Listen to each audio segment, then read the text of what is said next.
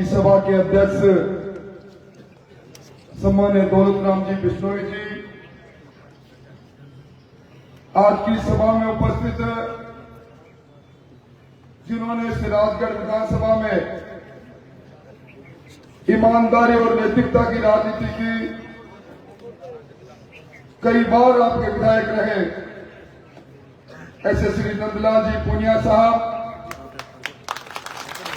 राजस्थान की विधानसभा में मेरे साथ रहे सूरजगढ़ के विधायक सुभाष पूनिया जी। अभी अभी जिसकी बात आपने सुनी, पिछले विधानसभा चुनाव में कमल के फूल के साथ जो गांव में वोट मांगने आई,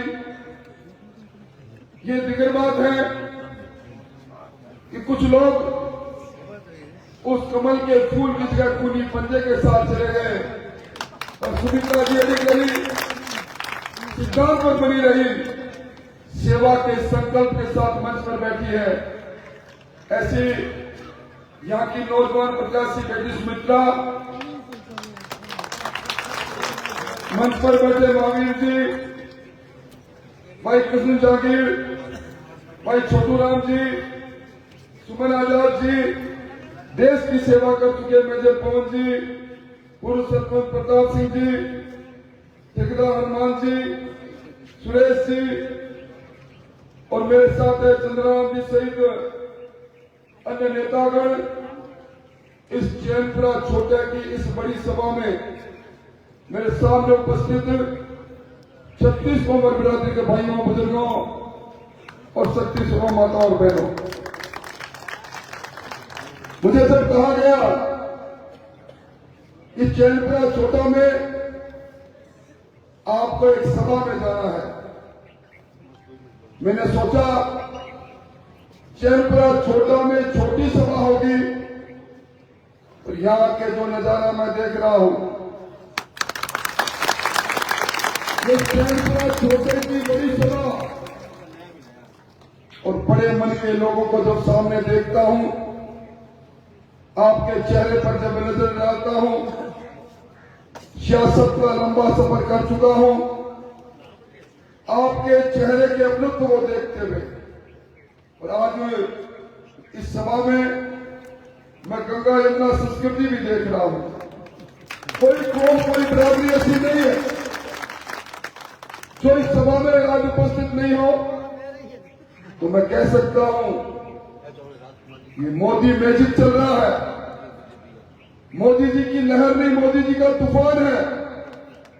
लोगों का एक ही संकल्प है, दुनिया के सबसे दमदार और लोकप्रिय नेता को उस कुर्सी पर पहुंचाना जो अगले अपने कार्यकाल में पूरी दुनिया में भारत को सर्वोच्च बना दे। भाई मुझे बताया गया, मेरे साथ बैठे हैं यहाँ, हमने 2014 से पहले के हिंदुस्तान को भी देखा, सरहदें कमजोर थी,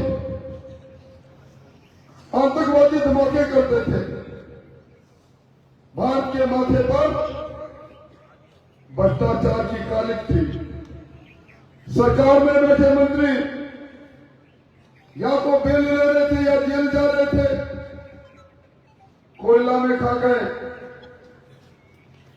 तरंगे आकाश में चलती है 2G स्पेक्ट्रम उस पर खा गए, खेल में खा गए और सेना की पनडुब्बी में खा गए, नौजवानों के मकान बनने में भ्रष्टाचार कर लिया। ये बोफर्स की दलाली तोपों में खाने वाली कांग्रेस, उसमें लोग कहते थे हिंदुस्तान कमजोरों का देश है, हिंदुस्तान भ्रष्टाचारियों का देश है। 2014 के बाद इस देश की तकदीर और तस्वीर बदलने के लिए नरेंद्र मोदी जी आए और नरेंद्र मोदी जी के आने के बाद हमारी सरहदों की तरफ देखने की किसी की हिम्मत नहीं हुई। भाई आपने ताइवान की उस घटना को सुना होगा, हमारी सरहद पर चीन की फौज बढ़ गई, सीज फायर का समझौता था, हमारे जाबाज सैनिकों की हिम्मत देखो, उनको मसल मसल कर उनको मार दिया और पीछे उनको अपना पड़ा। ये ताकत है नरेंद्र मोदी। यूक्रेन और रूस का युद्ध हुआ, हिंदुस्तान के 25,000 विद्यार्थी यूक्रेन में पढ़ रहे थे, अपने जिले के भी 123 विद्यार्थी थे। अभिभावकों को चिंता हुई, धमाके हो रहे हैं। जिस यूनिवर्सिटी में, जिस हॉस्टल में बच्चे पढ़ रहे थे, वहां भी बम फूट रहे थे। मोदी जी को कहा, मोदी जी ने एक तरफ रूस के राष्ट्रपति को कहा, दूसरी तरफ यूक्रेन के प्रधानमंत्री को कहा, और ये कहा मेरे हिंदुस्तान के बच्चों के लिए मैं दिल्ली से ऑपरेशन गंगा यानी हवाई जहाजों की कतार भेज रहा हूं। धमाके बंद करो। मेरे एक भी बच्चे का नुकसान हुआ तो ठीक नहीं। दोनों ने पूछा कि हमें क्या पता लगेगा कौन सा बच्चा हिंदुस्तान का है, कौन सा बच्चा किस देश का है। उन्होंने कहा मैं कहता हूं तिरंगे के झंडे को लेकर जो झुंड आए वो हिंदुस्तान का होगा। तिरंगे के झंडे को लेकर हिंदुस्तान के बच्चों के साथ पाकिस्तान के बच्चे भी आ गए। ये ताकत है हमारे देश के लिए। आज यहां बहुत से लोग बैठे हैं। अभी मुझे इस बात का अफसोस जरूर है, योजनाओं का लाभ देने वाले उस काम में कहीं न कहीं कोई न कोई कमी जरूर रह गई। प्रधानमंत्री जी ने ये क्या किया, 2024 तक इस मुल्क में कोई घर ऐसा नहीं बचेगा जिसके सर पर छत नहीं हो। 22 लाख मकान मंजूर हुए। कांग्रेस के राज में 9 लाख मकान शहरी पैसा को देना चाहिए था। राजस्थान में अशोक गहलोत की सरकार ने नहीं दिया, नहीं बने। अभी प्रधानमंत्री जी ने पूरे देश में 6 करोड़ मकान बनाने का फैसला और किया।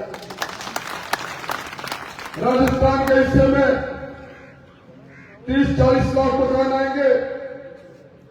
चैनपुरा के इस धरती पर जहां मैं खड़ा हूं, वहां 6-7 ग्राम पंचायत के लोग हैं। मैं उनको क्या कर जा रहा हूं, सूची बना के तैयार रखना। हर ग्राम पंचायत में 500-500 मकान प्रधानमंत्री आवास योजना के अधीन किया प्रधानमंत्री जी ने। हर घर में स्वच्छ पानी मिले। पिछली सरकार अगर घोटाला नहीं करती है, अशोक गहलोत की सरकार, तो पानी के लिए आज मुझे ज्ञापन नहीं मिलता, सिर्फ मुख से पानी नहीं आ रहा, पानी की कमी है। पिछली सरकार की नीति और नियत में खोट थी। इस सरकार की नीति और नियत देखिए। अभी नंदलाल जी ने इस बात की ओर इशारा किया, 30 साल पहले हरियाणा, दिल्ली और राजस्थान के तीनों मुख्यमंत्रियों के बीच में समझौता हुआ। यमुना का पानी बंगाल की खाड़ियों तक चला जाता है, दिल्ली को डुबाता हुआ। इस पानी में हमारा हिस्सा। हरियाणा ने कहा हम आपको नहर खोदने नहीं देंगे। और अभी आपने भजन लाल जी की सरकार को देखा, 100 दिन पूरे हुए हैं, वो 30 साल पुराना समझौता हो गया। राजगढ़ के अंदर आपकी तहसील में आज क्या कर दे रहा हूं, राजस्थान का बड़ा बांध बनेगा जिसमें यमुना का पानी आएगा। और यहां से वो पानी अन्य तहसील में होता हुआ दूध को किसी का तक जाएगा। क्या हमारी तस्वीर नहीं बदलेगी? क्या ऐसी सरकार, जिस सरकार का 5.5 साल का समय हमारे सामने है, जिस सरकार ने आते ही हमारे नौजवानों के अरमानों को लूटने वाले पेपर माफियों को जेल में डाल दिया, जिस सरकार ने आते ही देश के प्रधानमंत्री जी जो 6,000 रुपये भेज रहे थे उसको 12,000 करने का फैसला किया। अभी आपकी अगली किस्त आएगी 8,000 की, उससे अगली किस्त आएगी आपकी 10,000 की, उससे अगली किस्त आएगी आपकी 12,000। हर देश के सिलेंडर 450 रुपए में, डीजल अब पहले तस्करी हुआ करती थी, या राजगढ़ से डीजल भरने हरियाणा जाया करते थे। अब रेट में अंतर बहुत थोड़ा रह गया भैया, वो भी पूरा होने वाला है। मैं कहने आया हूं, सरकार आपकी 5.5 साल का समय सरकार से साझा किसी कारण से नहीं हो पाया होगा।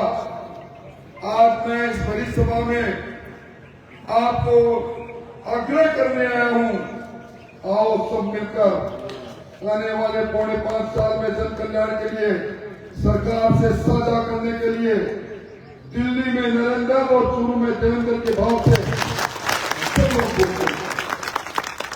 पिछले चुनाव की परिस्थितियां अलग थी, इस चुनाव की परिस्थिति अलग है।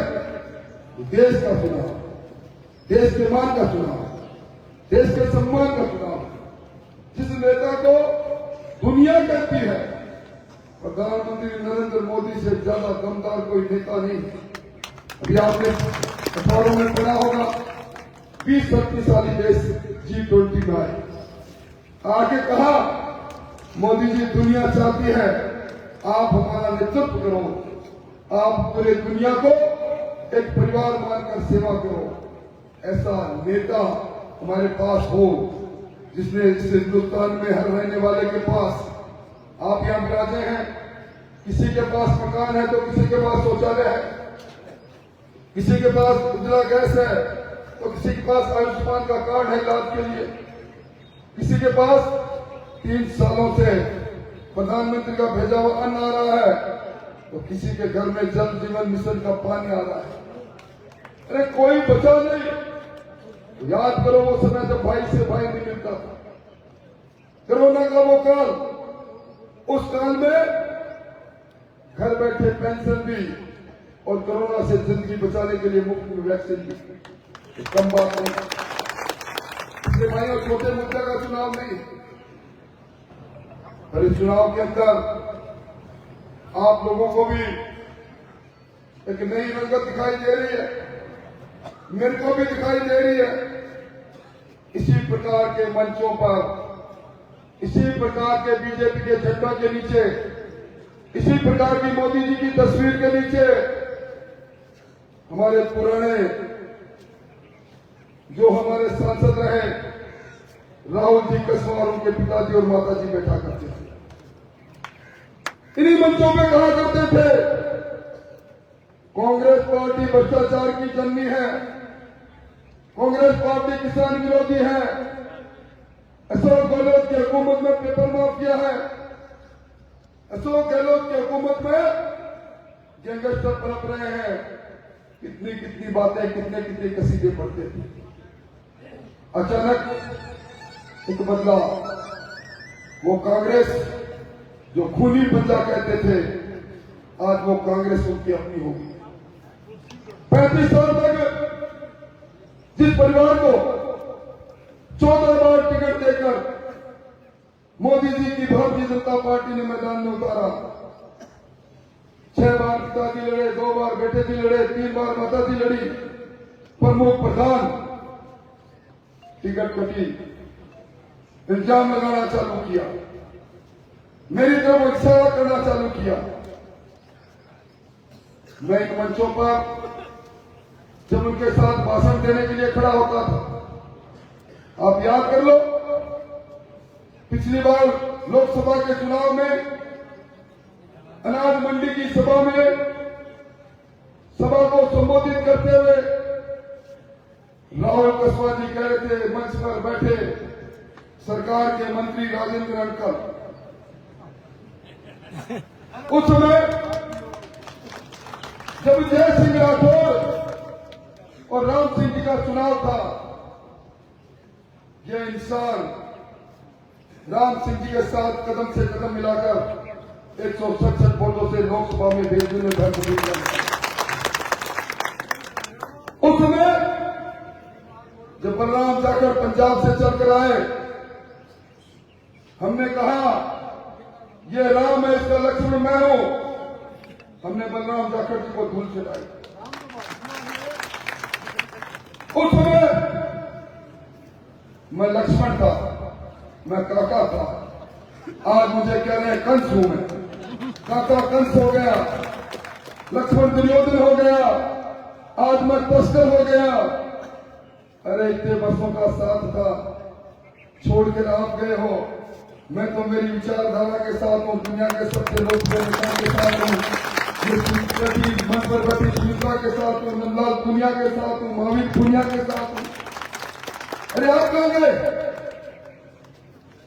कल तक पार्टी वहां थी। आपने देखा था राजगढ़ में वो पोस्टर आज भी लिखने में है, मोदी जी का अभिनंदन हो, राम मंदिर बनाने पर राम मंदिर की फोटो, नीचे राहुल कस्बा सांसद। मोदी जी का अभिनंदन हो, देश में 4 करोड़ पक्के मकान बनाने पर, गरीब को मकान देने पर, नीचे राहुल कस्बा जिनका कल अभिनंदन कर रहे थे, आज निंदन कर रहे हो, निंदा कर रहे हो, क्या किया? मुझे समझ में